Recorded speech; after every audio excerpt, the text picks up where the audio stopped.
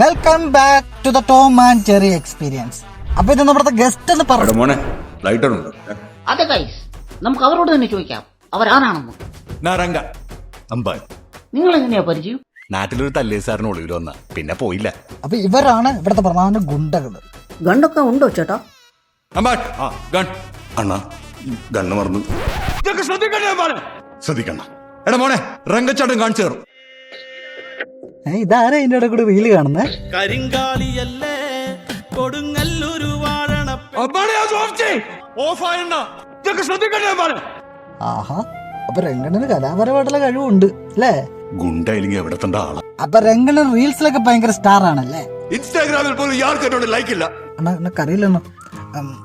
അമ്പാൻ ചേട്ടന് കഴിവൊന്നും ഇല്ലേ? അയ്യോ മതി ചേട്ടാ. ഈ രംഗൻ ചേട്ടൻ എങ്ങനെ ചേട്ടാ ഇത്ര സെറ്റപ്പ് ആയത്?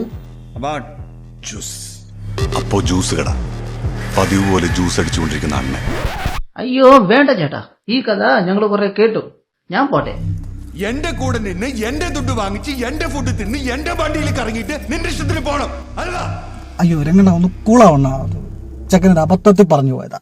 അണ്ണനെ കൂളാക്കാൻ എനിക്കറിയാം. നമുക്കൊരു ഗെയിം കളിച്ചാല. അമ്മാനെ കളിച്ചത് മതി. ഇന്ന് വേഗം പോണം. നാളെ ഡീറ്റെയിൽ ആയിട്ട് മിണ്ട. ഞങ്ങാണോ കഴിച്ചിട്ട് പോകാം. അണ്ണ ഇഡ്ഡലിയാണേ. വേണ്ട ഫുൾ ഓക്കെ.